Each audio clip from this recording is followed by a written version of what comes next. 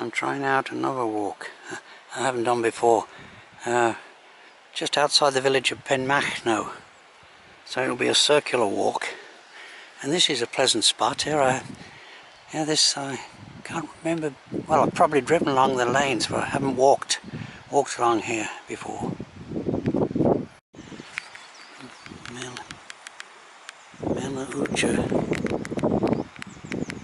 Self-catering cottages up there. That's a very nice location. Those might be private. Well, they may all be. Those cottages. Someone's invested, bought them, and now letting them. I think I'll go about a mile or so up here and turn left up into the forested hills. I think this is typical of an unfrequented, typical of a Welsh valley, cul-de-sac valley. These roads are, this lane that goes up the valley is a dead end, and very pleasant. Okay, this very quiet lane, I think it only serves one or two habitations at the end of this valley. I can hear a car coming. Yeah. Right. I don't have this place to myself.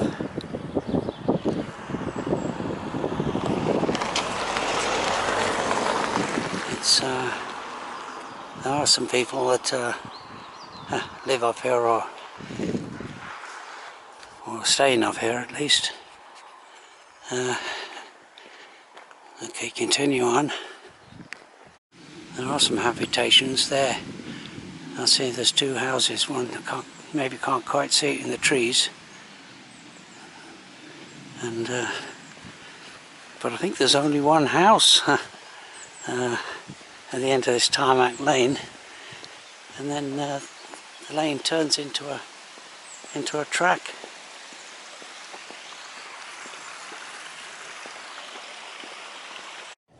It's a bit windy today, so might be a noise problem. There's another habitation. Looks like there's no one there. It's accessed by a green track, and yes, with the sun shining, very nice. And I should be coming to the end of this tarmac lane. And that's a natural woodland up on that hill slope there, and that's a good example. Of course, on the other side is coniferous forest planted. But that's a good example of the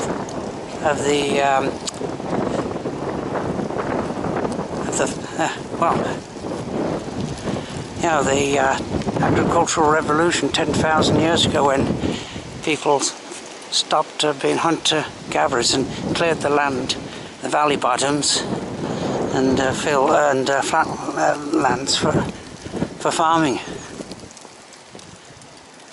Ah yes, here's another habitation here. So yeah, there must be another house a bit further on, because the tarmac is still here. Very nice walk in here, and it looks like I'm coming into a stretch of open land here, and I have to make a left turn here a bit further up and go find my way through that forest. We're at the end of the tarmac lane here. This house here, nice position at the end of the valley. And now, where's the right of way? This house at the end of this valley has most of the things desired for someone that's looking for a country hideaway. Attractive house, and I presume those were cottages at one time for the farm workers, and nice little waterfall, so you always hear the sound of water, running water, Okay, here's the forest track. See any sign of a footpath that's supposed to go up there to another, up that slope. There's no, I think this is the drive, this, believe it or not. Yeah, this is, yeah, this, look at this, quite a nice house. Access to it by a forest track. I'll see if there's a footpath at the end of this, but I have an idea it's just a private drive. So I'm already, kind of lost, you might say. Quite a nice house. It looks like it needs, well, a bit of paint, but I think it's lived in, or at least occupied by visitors. Oh well. I'll have to. It's unfortunate because the phone app, which I rely on for navigation, doesn't pick up a signal in these remote locations. So I'm back to the paper map, and they're not always accurate.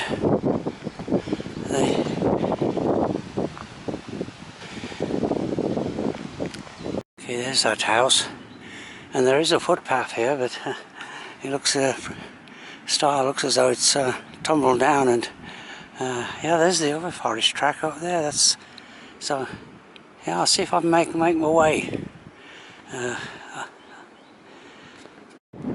It's a very nice countryside here, but the footpath I'm in, I should say, doesn't look as though it's frequented at all. So, so much for these walks you get indicated on the web. To some extent, well, no. Well, no, they're not really recommended. There are some markers though up there, so I can see the next forest track up about less than 100 feet above me. There's the footpath sign, but you really needed a footpath sign down by that house down there. But still, no, very nice countryside. And well, hopefully now. This is where I'll continue my ascent, and hopefully this should be okay through here. Civilization. That's a mountain bike trail that's been constructed. They make excellent walking trails, but unfortunately they're not marked on the OS map, so I don't know where they lead to. This is a common problem after all the winter storms we've had. You get fallen trees as obstacles. The kind of terrain I'm in now looks pretty, well, looks pretty impossible. Yeah. Managed to work my way through to this forest track here. So I'll go along here. It looks like it's quite a few vehicles have been along here lately. The forest trucks. That mountain bike trail came out. That would have been ideal if I'd have known about it. Avoided all those fallen trees. And the mountain bike trail, it's actually a public footpath, which I was planning on taking, but yeah, it's closed. Trail closed. Because of the no unauthorised persons allowed beyond this point. So, okay, well, this might be just as well. Onto the mountain bike trails, the fallen trees would be no problem. They would be cleared. Okay, I'm down. I'm still on the forest tracks, but this is part of the Snowdonia slate trail. I just come down that track there, so I'll continue down. Wasn't the route? Then I'll go back along the valley road. I'll be out in the open for the clear views. Okay, I was looking for a footpath sign that goes down there somewhere, down to the valley. He might be a bit further along, but I'll take a chance. I'll take this, and hopefully he doesn't. I'm not trespassing. That's Penmachno, that valley there. Came down off the forest track, but this doesn't look too promising at all. There's supposed to be a footpath down there going to this, but I doubt. Just looking, it looks overgrown. That overgrown with brambles footpath down to within 100 yards of the open, but then lost the footpath completely, and all I faced with is this kind of gully, deep gully, which I've got to somehow cross, and then I'd probably have to climb over a barbed wire fence. So not recommended. For the last, well, over an hour, you could call this walk more or less like an obstacle course. I'd managed to climb over the barbed wire fence, but no sign of a stile. So I've gone round kind of like almost in a circle. There's that old barn I passed earlier on. I should have gone down the edge of the wood. So no sign of a stile. I was trying to pick up the footpath. Oh well, I'm in the clear now anyway. But oh, I think I can see the stile just up there. I'll just go up to it, and yeah, so I'm on the authorised footpath. So it's in quite good condition, and yeah, you can make your way down there, probably along there. So I missed the path somewhere in the last 100 yards or so, and oh. Well, I'm back in the open now, so yeah, nice. Well, recover my be able to recover a little bit on this. Hopefully the last part of this walk will be no problem. And no luck at all. If this is a public right of way, there should be somewhere along here a stile and maybe a little bridge to cross this gully. I can't see anything clear, but now I've got this other problem with a combination of farm animals and farm tractors. Churns up these muddy fills and they become a quagmire. Okay, I climbed over that gate, and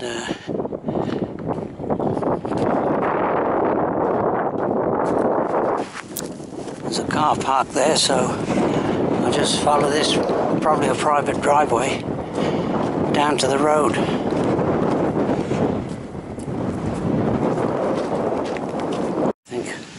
I think I am in the clear now, and the road is just ahead, and you can see the bus right there. It serves the very tiny village, Penmachno.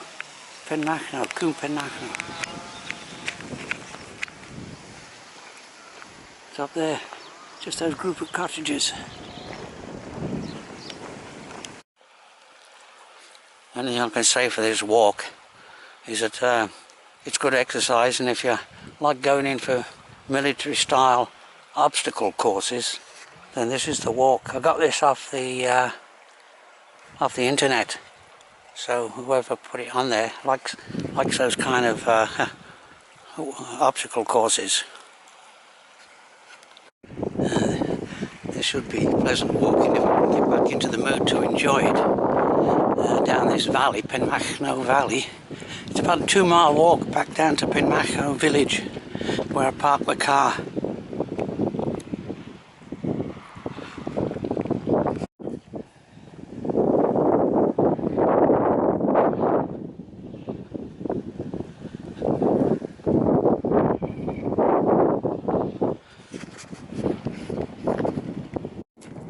Quite a stiff breeze blowing head on, And this road isn't, well, it isn't all that recommended. There's a little bit of traffic on it. Delivery vans, I think, use this road, crossing the moors as a shortcut. And there's the odd car as well. This would have been a good place to park. This is where they park for their mountain bikes. Oops, there's a guy that's coming. Maybe he's got a mountain bike.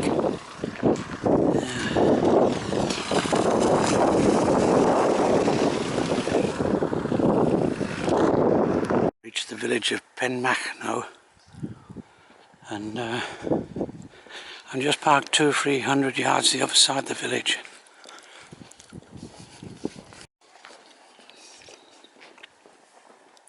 It does boast a pub.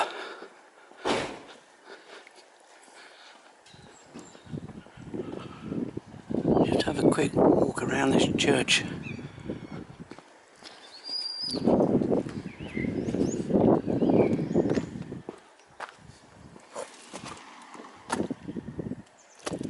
St.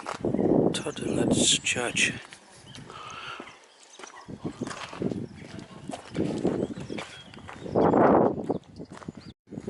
St. Toddler's Church, if that's how you pronounce it. Built in 1859. I'm not sure if you ought to. I'll just put the camera in. Muddy boots. I think it was reopened by the local community after the authorities closed it. Well, it is. It is a nice church. Yeah, I can see why. Yeah, 50, and they're selling books for 50p each. Yeah, all the community does a good job. The local communities. Yeah, it's a.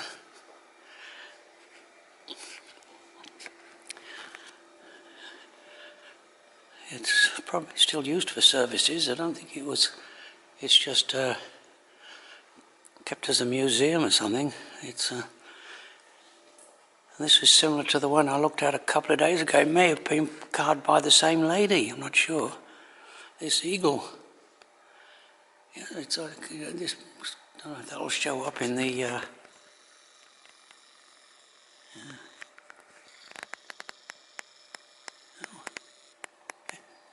Really, these little churches are well worth having a quick look at. It's, you know, 1859 is not that old, but still, it's a century and a half old.